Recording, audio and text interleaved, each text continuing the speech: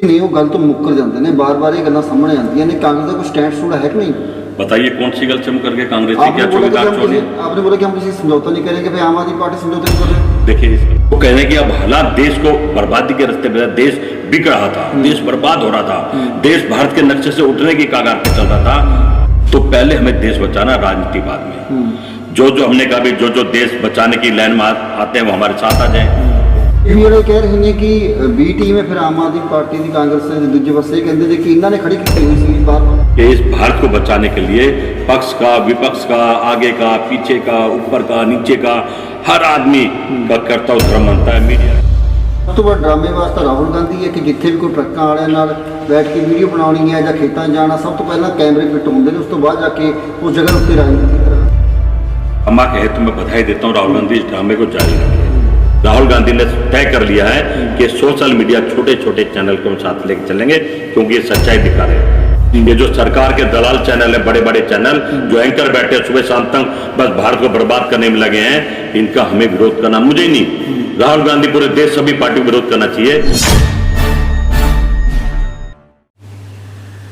बीते दिनों ਵਿੱਚ ਰਾਹੁਲ ਗਾਂਧੀ ਦੀ ਮੈਂਬਰਸ਼ਿਪ ਸੰਸਦ ਤੋਂ ਜਿਹੜੀ ਰੱਦ ਕਰ ਦਿੱਤੀ ਸੀ, ਜਿਸ ਨੂੰ ਲੈ ਕੇ ਕੇਸ ਟ੍ਰਾਇਲ ਚੱਲ ਰਿਹਾ ਸੀ, ਜਿਸ ਦੇ ਵਿੱਚ ਕੀ ਕਾਫੀ ਵਾਰ ਉਹਨਾਂ ਦੀ ਜਿਹੜੀ ਜ਼ਮਾਨਤ ਵੀ ਰੱਦ ਕੀਤੀ ਸੀ। ਪਰ ਹੁਣ ਰਾਹੁਲ ਗਾਂਧੀ ਦੀ ਜਿਹੜੀ ਮੈਂਬਰਸ਼ਿਪ ਹੈ ਸੰਸਦ ਦੀ, ਉਹ ਮੁੜ ਤੋਂ ਬਹਾਲ ਕਰ ਦਿੱਤੀ ਹੈ। ਤੇ ਸਾਡੇ ਨਾਲ ਰਾਹੁਲ ਪ੍ਰਿੰਕਾ ਗਾਂਧੀ ਸੈਨਾ ਦੇ ਪ੍ਰਧਾਨ ਜਗਦੀਸ਼ ਸ਼ਰਮਾ ਤੇ ਨਾਲ ਸੰਜੀਵ ਸ਼ਰਮਾ ਜੀ ਨੇ, ਉਹਨਾਂ ਨਾਲ ਗੱਲਬਾਤ ਕਰਾਂਗੇ। ਜਿਸ ਤਰੀਕੇ ਦੀਆਂ ਪਿਛਲੇ ਸਮਿਆਂ ਦੇ ਵਿੱਚ ਕਾਂਗਰਸ ਨੇ ਮੁਸ਼ਕਲ ਝੱਲੀਆਂ ਨੇ, ਤਾਂ ਹੁਣ ਕਿਵੇਂ ਦੀ ਆਵਾਜ਼ ਰਾਹੁਲ ਗਾਂਧੀ ਚੁੱਕਣਗੇ ਮੁੱਦਿਆਂ ਨੂੰ ਲੈ ਕੇ। ਤਾਂ ਇਸ ਨੂੰ ਲੈ ਕੇ ਸ਼ਰਮਾ ਜੀ, ਪਿਛਲੇ ਦਿਨੀ ਰਾਹੁਲ ਗਾਂਧੀ ਜੀ ਉੱਤੇ ਜਿਹੜੀ ਸੰਸਦ ਨੂੰ ਲੈ ਕੇ ਰੱਦ ਕੀਤੀ ਸੀ ਮੈਂਬਰਸ਼ਿਪ, ਤਾਂ ਹੁਣ ਮੁੜ ਤੋਂ ਬਹਾਲ ਹੋਈ ਹੈ, ਕਿਵੇਂ ਦੇਖਦੇ ਹੋ ਇਸ फैसले ਨੂੰ? देखिए मैं समझता हूँ भारतीय जनता पार्टी का अत्याचार है। मैंने ये बात अपने देश के राष्ट्रपति से, प्रधानमंत्री से, सुप्रीम कोर्ट के चीफ जस्टिस से एक मीडिया के माध्यम से पूछा, सवाल उठाया कि पूरे हिंदुस्तान में कोई ऐसा एक केस रहिए कि 4 महीने में मुकदमा दर्ज हो जाए, सजा हो जाए, उस पर लागू भी हो जाए। आनंद फानन में थी सरकार, किसी भी तरह से राहुल गांधी को खत्म करना चाहती है, क्योंकि राहुल गांधी पूछ रहे हैं अडानी से आपके रिश्ते क्या थे, महंगाई क्यों बढ़ रही है, किसान क्यों मर रहा है, व्यापार क्यों खत्म हो रहा है, और महिला की इज्जत क्यों लूटी जा रही है, और वो भी भाजपा के ज्यादा लोग लूट रहे हैं। वो सब देख रहा है देश। तो क्योंकि विपक्ष के नाते राहुल गांधी का तो धर्म है, पार्लियामेंट में मुद्दे तो उठाएगा, उनको डर था कि राहुल गांधी पार्लियामेंट में फिर बोलेगा तो मोदी जी फिर घबराएंगे, तो एक रास्ता ढूंढा था उन्होंने, राहुल गांधी जी को बाहर बैठाने का। इतिहास में पहली बार ऐसा हुआ है। नहीं तो आपने देखा कोर्ट में मैं कल बहुत लोग कोर्ट कचहरी जाते होंगे, मुकदमा दर्ज हो जाए तो 20-25 साल तक पीछा नहीं छोड़ता, डेट पर डेट। वो बेचारे जूते घिस जाते, क्या जोड़ी, घर बर्बाद हो जाता है कोर्ट में चक्कर काट के, पर इंसाफ बहुत देर में मिलता है या मिलता ही नहीं है। पर राहुल गांधी के मामले में एक अजीब और गरीब हुआ कि पूरा देश देख रहा था ऐसा क्या था कि राहुल गांधी को इतनी जल्दी लगी थी घर खाली कराने में, राहुल गांधी का लोकसभा रद्द करने में। इतनी भाई जनता ने चुना था राहुल गांधी को, अब जनता का तुम अनादर करोगे तो देश तो जवाब देगा ना। तो कहने के मैं समझता हूँ वो जज चाहे लोअर कोर्ट के हों, चाहे उससे ऊपर की कोर्ट के हों, जिन्होंने ये आनंद फानन में सरकार के दबाव में काम करा, तो कहना कि शक के घेरे में आगे वो भी, और उनको इनाम भी मिला जैसी चर्चाएं हो रही हैं। तो इसका जवाब या इसकी इंक्वायरी तो राष्ट्रपति जी को और सुप्रीम कोर्ट को करनी चाहिए, क्योंकि लोकतंत्र और संविधान तार हुआ है, विश्वास कम हुआ है। और सुप्रीम कोर्ट जिस तरह से निष्पक्ष काम कर रहा है, कई मुद्दों पर मैंने देखा है, मणिपुर पर भी सुप्रीम कोर्ट बोला कि भी आप देखेंगे या हम करें, कहीं ना कहीं सरकार को घेर रहा है। क्योंकि सुप्रीम कोर्ट समझता है जब सरकार या विपक्ष में कोई गलत काम करे तो उसका दखल अंदाजी जरूरी है। तो आनंद फानन में ये सब हो रहा है जो कुछ हो रहा है, पर सुप्रीम कोर्ट के राहुल गांधी ਇਹ ਵਿਵਾਦਿਤ ਬਿਆਨ ਕਿਉਂ ਦਿੰਦੇ ਨੇ ਬਾਰ-ਬਾਰ ਕਿ ਸਾਰੇ ਮੋਦੀ ਜਿਹੜੇ ਚੋਰੀ ਹੁੰਦੇ ਨੇ, ਜਾਂ ਇਸ ਤਰ੍ਹਾਂ ਦੀ ਭਾਸ਼ਾ क्यों ਵਰਤਦੇ ਨੇ, ਜਿਹੜਾ ਪਿਛਲੇ ਦਿਨਾਂ ਵਿੱਚ ਰੱਦ करना ਪਿਆ ਉਹਨਾਂ संसद ਤੋਂ? देखिए राहुल गांधी जी ने कहा था कि सभी मोदी पैसे लेके क्यों भाग रहे हैं, या चोरी क्यों कर रहे हैं, या चौकीदार चोर क्यों हैं। भाई जो करेगा तो बोलेंगे ना। तो जब 1 मोदी, 2 मोदी, 3 मोदी, तो उसने यही कह दिया, किसी का नाम लेकर तो नहीं कहा कि धर्मेंद्र मोदी, जितेंद्र मोदी, हरिंदर मोदी। तो उनका कहना मतलब था कि जब मोदी देश के प्रधानमंत्री और मोदी सारे चोर क्यों, इशारा ये था कि क्या मोदी की सह है कि तुम पैसा लूटो और भाग जाओ, उनसे मिले हुए हैं। तो ये उनका कहने का भाव था, क्योंकि कोई और क्यों नहीं भाग रहा है, भागने देते हैं। मोदी के यार दोस्त या मोदी ऐसा क्यों कर रहे हैं, ये सरकार की सह पे हो रहा, उनका कहने का मतलब ये था। ਕਾਂਗਰਸ ਦੀ ਜਿਹੜੀ ਇੱਕ ਵਾਰ ਕਹਿੰਦੇ ਨੇ ਉਹ ਗੱਲ ਤੋਂ ਮੁੱਕਰ ਜਾਂਦੇ ਨੇ, ਬਾਰ-ਬਾਰ ਇਹ ਗੱਲਾਂ ਸਾਹਮਣੇ ਆਉਂਦੀਆਂ ਨੇ। ਕਾਂਗਰਸ ਦਾ ਕੋਈ स्टैंड स्टूड है कि नहीं? बताइए कौन सी गल से मुकर गए कांग्रेस की, क्या आपने चौकीदार आपने बोला कि हम किसी समझौता नहीं करेंगे, फिर आम आदमी पार्टी समझौता क्यों कर रहे हो? देखिए इसका मैं जवाब देता हूँ। अच्छी बात, आपका सवाल बहुत बढ़िया है कि एक डॉक्टर के पास जब दो मरीज अचानक आ जाएं, एक के तो पैर में गोली लगी हो और एक का हार्ट अटैक हो रहा हो, तो आप ही बताइए डॉक्टर पहले किसको देखेगा? पहले मैं समझता हूँ हार्ट अटैक वाले को देखा कहीं हार्ट फेल ना हो जाए, चला ना जाए। गोली वाले को अगला दूसरे नंबर पे देख लेगा, क्योंकि वो मरेगा नहीं, जख्म हुआ है। तो कहने की अब हालात देश को बर्बादी के रास्ते पे, देश बिक रहा था, देश बर्बाद हो रहा था, देश भारत के नक्शे से उठने की कगार पे चल रहा था। तो पहले हमें देश बचाना, राजनीति बाद में।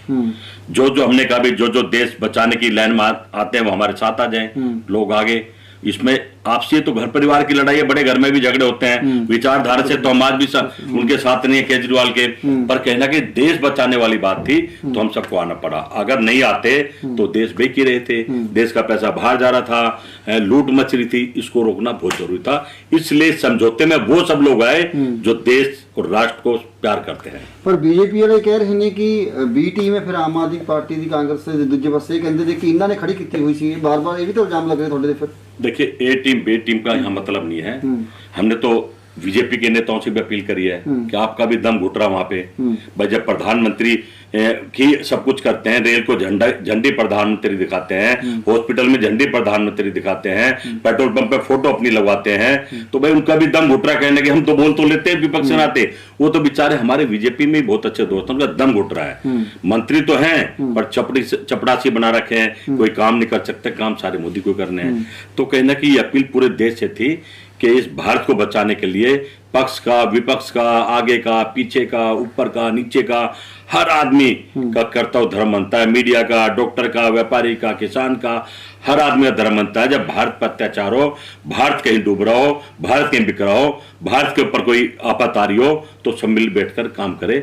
हम इसलिए इकट्ठे हुए हैं कि पहले इनको रोको, इनको नहीं रोका तो देश बिक जाएगा। इलेक्शन जीतने वास्ते फिर आम आदमी पार्टी के नाल समझौता चलेगा अगे, मिलके तुसी वोटां फिर राजनीति करोगे? फिर देखिए मैंने कहा ना कि पहले देश बचाना है, इलेक्शन जीतना है नहीं जीतना है बात की बात है, पहले इनको बाहर का रास्ता दिखाना है। झोला उठा के जाएंगे बाबा, क्योंकि भारत का सारा सफेद पैसा, कहा था काला पैसा लाएंगे, और भारत का सारा सफेद पैसा अडानी के माध्यम से विदेशों में चला गया। बड़े बड़े कारखाने, बड़े बड़े पोर्ट, बड़े बड़े डीजल पेट्रोल, बड़े बड़े रोड सब खरीदे जा रहे हैं बाहर। एक नंबर से तो खरीदे जाएंगे ना।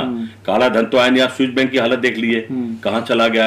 खुश हो रहे हैं कि भाई इंडिया का इतना पैसा आ रहा है, और छोटे से बड़े से बड़ा व्यापारी बाहर भागने की कोशिश कर रहा है, क्योंकि वो क्या रहा है कि हम सरकार के लिए थोड़ी कमाएंगे, पहले जीएसटी दो, खाने पे, पीने पे, सांस लेने पे, उठने पे, बैठने पे, आने पे, जाने पे। भाई जीएसटी ने तो कमर के तोड़ के रख दिया देश की।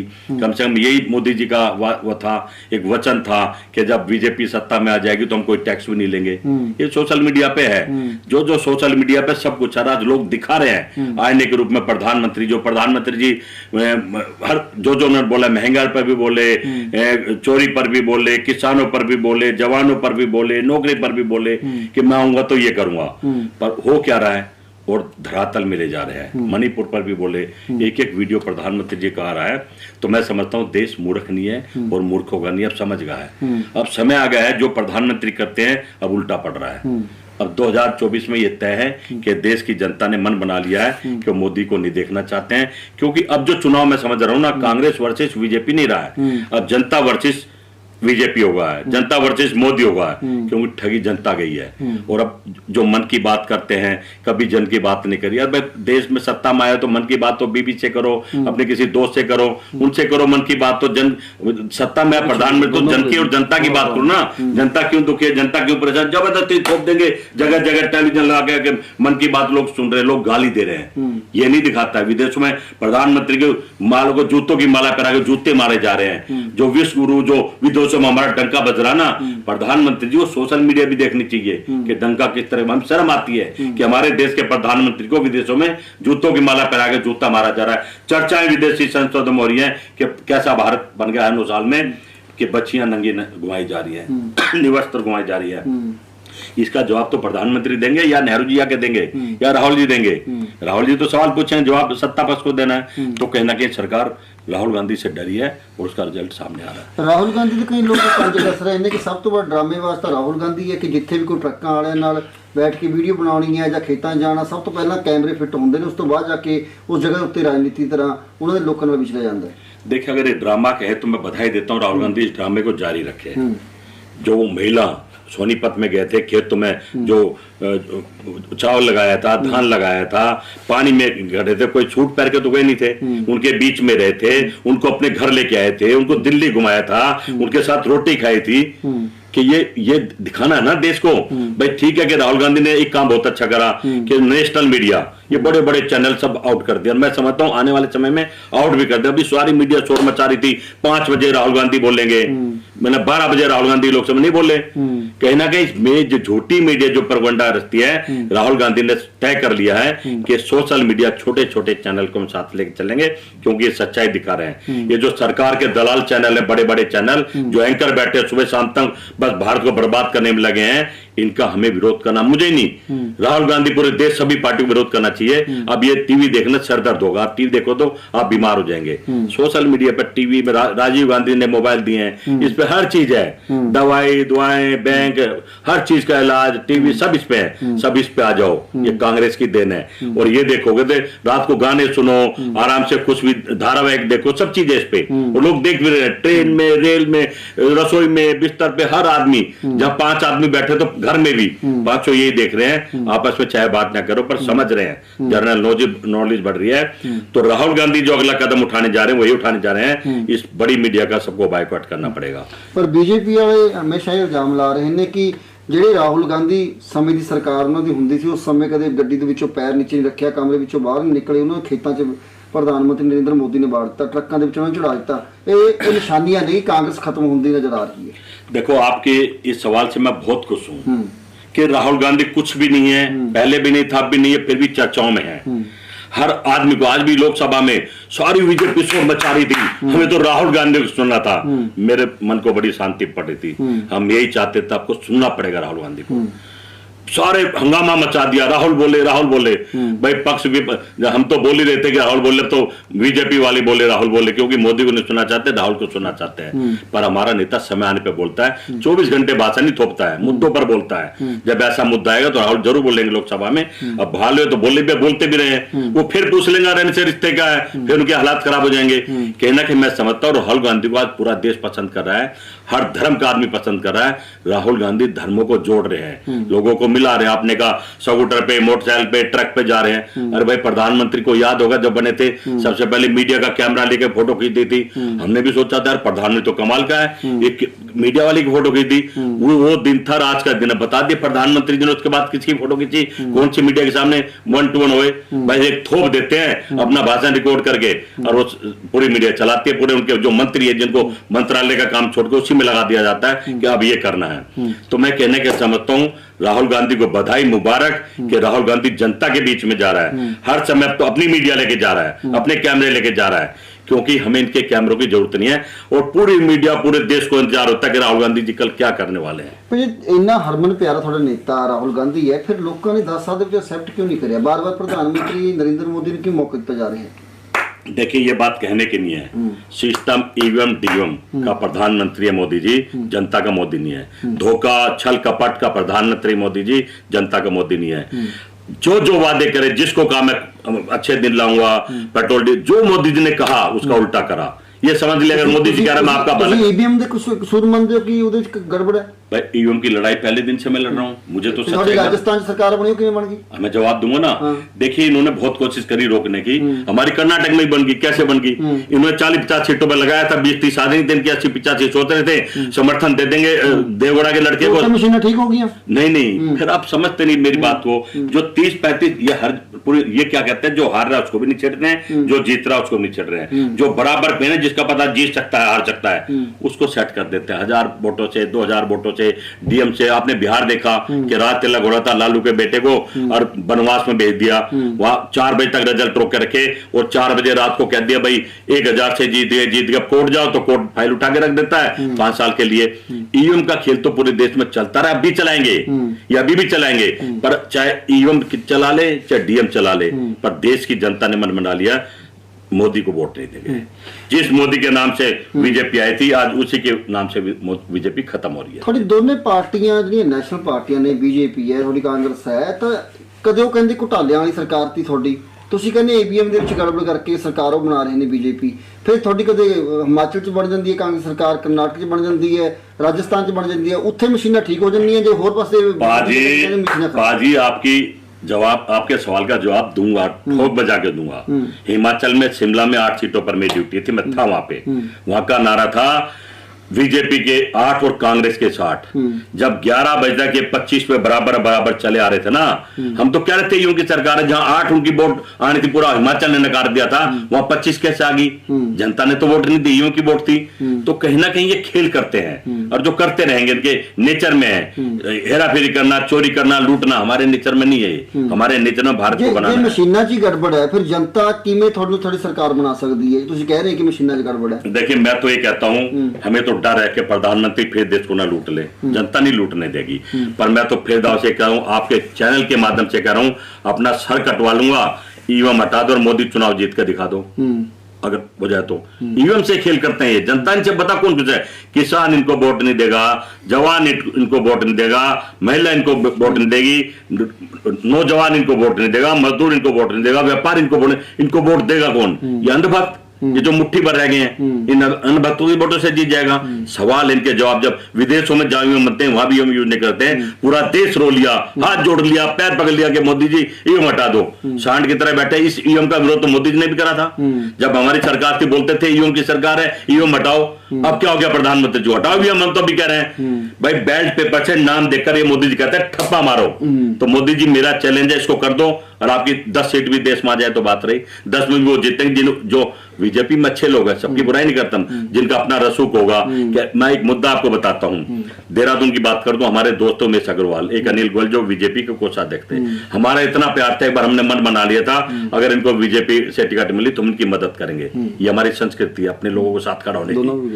तो कहीं ना कहीं मैं समझता हूँ ये सरकार को सोचना चाहिए कि हमने जो भारत बनाया था वो भारत था कि लोकसभा में सारे एमपी लड़ते थे, मुद्दों पर लड़ते थे, शाम को इकट्ठा बैठकर खाना खाते थे, चाय पीते थे, ब्याह शादी में जाता था। वो माहौल नहीं है। बीजेपी ने तो कसम खा लिया है कि विपक्ष को बर्बाद कर देना, खत्म ही कर देना, जैसे कहा कांग्रेस मुक्त भारत। भाई जिस कांग्रेस ने देश बना दिया, जिस कांग्रेस ने इतिहास रच दिया, वो कैसे मुक्त हो जाएगा? कांग्रेस पार्टी थी है और रहेगी, और फिर आर्यपुल बहुमत में यही देश की जनता लाएगी। ਤੁਸੀਂ ਰਾਹੁਲ ਗਾਂਧੀ ਨੂੰ ਮਿਲਦੇ ਰਹਿੰਦੇ ਹੋ, ਹਮੇਸ਼ਾ ਤੁਹਾਡੀ ਗੱਲਬਾਤ ਵੀ ਹੁੰਦੀ ਰਹਿੰਦੀ ਹੈ, ਹੁਣ ਕਹੋਗੇ ਧਿਆਨ ਰੱਖਣ, ਮਰਿਆਦਾ ਰੱਖਣ ਬੋਲਬਾਣੀ ਦੀ, ਕਿਉਂਕਿ ਜਿਸ ਤਰੀਕੇ ਨਾਲ ਹੁਣ ਕਾਫੀ ਲੰਬਾ ਸਮਾਂ ਰੱਦ ਹੋਈ ਹੈ ਉਹਨਾਂ ਦੀ ਸੰਸਦ ਦੇ ਵਿੱਚੋਂ ਐਂਟਰੀ, ਤਾਂ ਹੁਣ ਕਿਤੇ ਆਉਣ ਵਾਲੇ ਦਿਨਾਂ ਵਿੱਚ ਇਦਾਂ ਦਾ ਕੋਈ ਬਿਆਨਬਾਜ਼ੀ ਨਾ ਕਰ ਦੇਣ ਮੁੜ ਕੇ ਫਿਰ ਮੁੱਦੇ ਚੁੱਕਣੋਂ ਰਹਿ ਜਾਣ। राहुल गांधी को रोकना बहुत मुश्किल है। जैसे तूफान को नहीं रोक सकता ऐसे राहुल गांधी रोक। तुमने क्या गलत बोला? वो कहा चौकीदार चोर है साबित हुआ, उसने कहा कि जीडीपी गिरी, उसने कहा अडानी को रोको पैसा जा रहा है। एक बात बताओ कि राहुल गांधी ने बोले झूठ साबित हुई हो? वो तो बोलने का विपक्ष का धर्म है और ईमानदार और सच्चा निडर नेता है। ऐसा ही नेता तो जनता कह रही देश को चाहिए। झूठा नेता नहीं चलेगा। झूठ बोलने वाले जब 3-3 महीने भाषण थोपना है, कोई काम ना करना, ये राशन नहीं दे सकते, भाषण दे सकते हैं। राहुल गांधी राशन देने की बात करा, बड़े रोब से कहते हैं 80 करोड़ लोगों को हम 5 किलो आटा दे रहे, शर्म करो। हैं 80 करोड़ भिखारी बना दिए और एक 5 साल और दे दिए ना तो 144 को देना पड़ेगा, नहीं 120 को, ताकि 20% उनके यार दोस्त हैं उनको नहीं, 120 को देना पड़ेगा। तो हम तो कहते हैं रोजगार दो ना, रोजगार पे वादे पाए तो 2 करोड़ नौकरी देंगे, डीजल पेट्रोल आधा कर देंगे, व्यापारी को डबल कर देंगे, किसान को डबल कर देंगे। उनको तो गला घोट दिया आपने। आप उन वादे पे बहस करो ना कांग्रेस से, हिम्मत नहीं इनकी। हिंदू अगर इनकी डिक्शनरी में से 10-12 चीजें निकाल दी जाए तो भाषण भी दे सकते। सोनिया गांधी, राहुल गांधी, प्रियंका गांधी, नेहरू जी, हिंदू मुसलमान, अयोध्या, 370, ये 8-10 मुद्दे हटा दीजिए ना, इनका एक नेता किसी बात पे नहीं बोल सकता। उन पे डिबेट में ये होता बस, कहीं ना कहीं घूम के राम मंदिर, कहीं हिंदू मुसलमान, यही आएगा। आप ये हटवा दो और फिर बात करके दिखा दो, इनमें दम नहीं है कि कुछ भी बात कर ले। ठीक है, बहुत बहुत ਧੰਨਵਾਦ ਸਰ ਮੈਂ ਤੁਹਾਡਾ। ਬਿਲਕੁਲ ਤੁਸੀਂ ਦੇਖੋ ਕਿ ਇਹ ਸਨ ਰਾਹੁਲ ਪ੍ਰਿੰਕਾ ਗਾਂਧੀ ਸੈਨਾ ਦੇ ਨੈਸ਼ਨਲ ਪ੍ਰਧਾਨ ਜਗਦੀਸ਼ ਸ਼ਰਮਾ, ਜਿਨ੍ਹਾਂ ਵੱਲੋਂ ਅੱਜ ਵਿਵਾਕੀ ਦੇ ਨਾਲ ਆਪਣਾ ਪੱਖ ਰੱਖਿਆ ਗਿਆ, ਆਪਣੇ ਕਾਂਗਰਸ ਸਰਕਾਰ ਦਾ ਰੱਖਿਆ ਗਿਆ। ਇਹਨਾਂ ਵੱਲੋਂ ਦੱਸਿਆ ਗਿਆ ਕਿ ਰਾਹੁਲ ਗਾਂਧੀ ਉਹ ਤੂਫਾਨ ਹੈ ਜਿਹੜਾ ਆਉਣ ਵਾਲੇ ਦਿਨਾਂ ਦੇ 2024 ਦੇ ਵਿੱਚ ਸਰਕਾਰ ਵੀ ਬਣੇਗੀ ਬਹੁਮਤ ਦੇ ਨਾਲ ਤੇ ਲੋਕ ਅਸੈਪਟ ਵੀ ਕਰਨਗੇ। ਦੇਖਦੇ ਹਾਂ ਕਿ ਹੁਣ ਜਿਸ ਤਰੀਕੇ ਨਾਲ ਬੀਜੇਪੀ ਵੱਲੋਂ ਵੀ ਆਪਣਾ ਜ਼ੋਰ ਲਾਇਆ ਜਾ ਰਿਹਾ ਹੈ, ਬੀਜੇਪੀ ਵੱਲੋਂ ਦਾਅਵੇ ਕੀਤੇ ਜਾ ਰਹੇ ਨੇ ਕਿ 2024 ਦੇ ਵਿੱਚ ਮੁੜ ਤੋਂ ਪ੍ਰਧਾਨ ਮੰਤਰੀ ਨਰਿੰਦਰ ਮੋਦੀ ਬਣਨਗੇ, ਪਰ ਦੂਜੇ ਪਾਸੇ ਕਾਂਗਰਸ ਵੱਲੋਂ ਜਿਹੜੀ ਰਾਹੁਲ ਗਾਂਧੀ ਵੱਲੋਂ ਯਾਤਰਾ ਜਿਹੜੀ ਭਾਰਤ ਚੋਂ ਕੱਢੀ ਗਈ ਸੀ, ਉਸ ਦੇ ਨਾਲ ਕਿਤੇ ਨਾ ਕਿਤੇ ਕਾਂਗਰਸ ਨੂੰ ਬਹੁਮਤ ਜ਼ਰੂਰ ਮਿਲੇਗਾ, ਜਿਹਦੇ ਨਾਲ ਕਿ ਆਉਣ ਵਾਲੇ ਦਿਨ ਦੇਖਦੇ ਹਾਂ ਕਿ ਹੁਣ ਕਿਸ ਤਰੀਕੇ ਦੀ ਸਰਕਾਰ 2024 ਚ ਬਣਦੀ ਹੈ। ਤੁਹਾਡੇ ਕਹਿਣ ਮੈਂ ਸੁਮਿਤ ਦੇ ਨਾਲ ਹਰਤੇਜ ਸਿੰਘ।